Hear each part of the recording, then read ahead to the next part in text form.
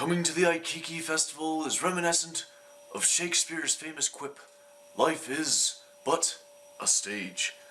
Walking into the forest-lined meadow with campfire smoke, cannon sounds, and people from the past milling around is, indeed, a jaunt into another time. Only from such forest primeval would one find Scottish tradesmen, Potawatomi wigwams, French voyagers, and pioneer musicians peaceably meandering at the edge of the Kankakee River.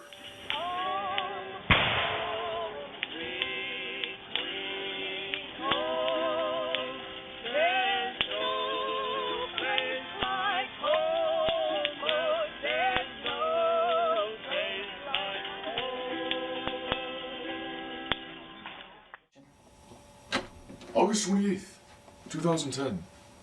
Members of the Family Folklore Foundation Incorporated discovered more about life by discussing the ways of the Aukiki Festival players than from any history book or movie.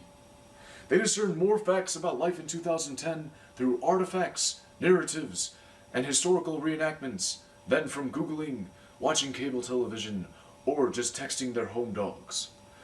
At a local historical society centered at the Collier Lodge, they make a few discoveries that would lead one to ponder. Were they watching reenactments? Or rather, witnessing something far more supernatural? My job as a market hunter is to bring meat back to the military camps, and then the hides that I take from the deer or the elk are mine to trade for goods and equipment that I might need. So what I've done here is I've just put down my last couple of days hunt. I have 2 elk hides, and I've already sold the meat to the military camp. And the rest of this is just to show the equipment that I might carry out in the field. One Mackenzie Larson said of the event, "When Dr. Meg showed me her fossils and artifacts, I was amazed. There was a giant seashell, some really great books, and a trilobite fossil. The one thing she let me carry was a buckshot pouch. Buckshot is something hunters use for ammo. We found an English hunter who knew a lot about guns and ammunition. When I showed him the pouch, he said maybe the blacksmith could fix the broken lever. The blacksmith said no. Maybe it's best to not try to change history anyway." Okay, so you guys are from France, is that right? French Canadian voyageurs, Canada. 1730s, 1740s. We've been bringing the trade goods down to this area by canoe. Oh. We'll be trading with the Indians, That's furs, and then we spend maybe a season or 2 down here, and then twist we'd head back up to Montreal. and Take the furs back. That was a gunshot, by the way. What's the story on that? Are they hunting? What they're doing is a little bit of target match. So you make a lean-to out of your canoe? Well, we do that nowadays, but historically, what happened was like the voyagers would get to a campsite. Usually the natives. The trade goods, which is represented by these packs here, would be stacked up, and then a parlette, which is like red cloth, would be covered the trade goods, and the voyagers were basically on their own. Caroline Martinez said of her experience, and I quote, "History comes alive here."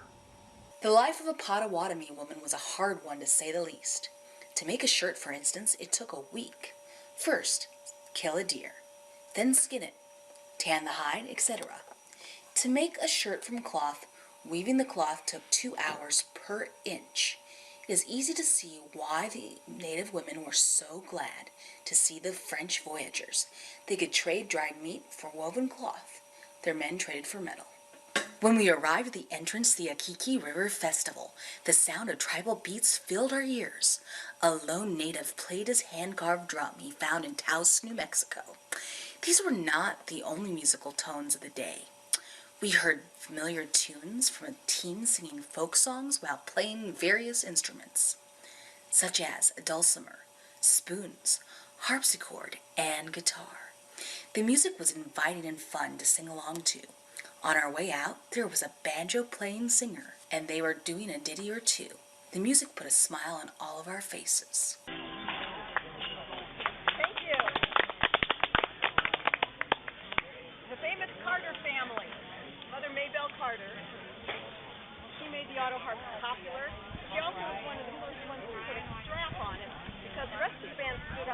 wanted to stand up to.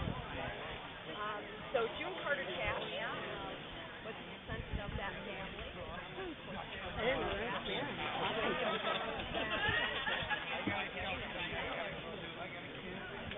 When they first started out, they played a lot of old traditions.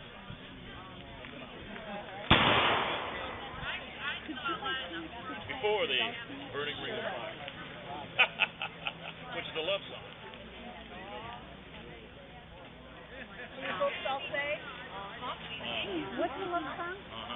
what's that? What one is the love song? Ring of Fire. The wedding supper be One black bug and one little flea. delicious, he says. Uh-huh. They might have black-eyed peas over there. That's the closest you're gonna get. They don't have any fleas. Anybody want to learn to spoon today?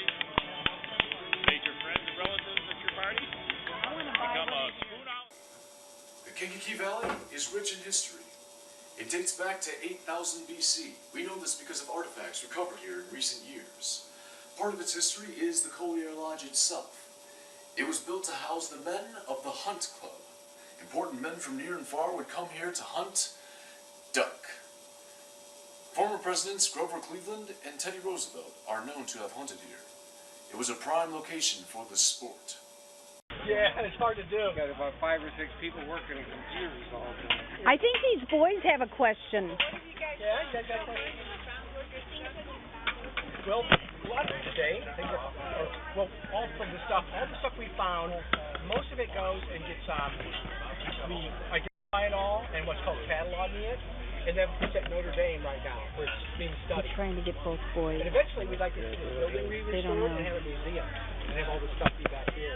That would be cool, wouldn't it? Hey, Mark, I gotta show Do you dig your work? Huh? Do you dig your work? Oh, yes, I do. Is that a pun? Well, you know, Does he dig his job? Very punny. Young Master Seth goes on to report more of his finds. A man is digging a large, deep, square hole under a tent.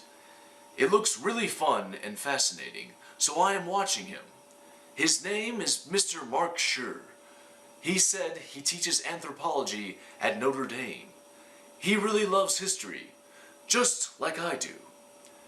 He is doing a project for the Kankakee Valley Historical Society at a place called the Collier Lodge. Not very many people get to be this close to a real live archaeological dig. Mostly, I just read about them in books about people who dig for dinosaurs in the desert, or I see it in a museum.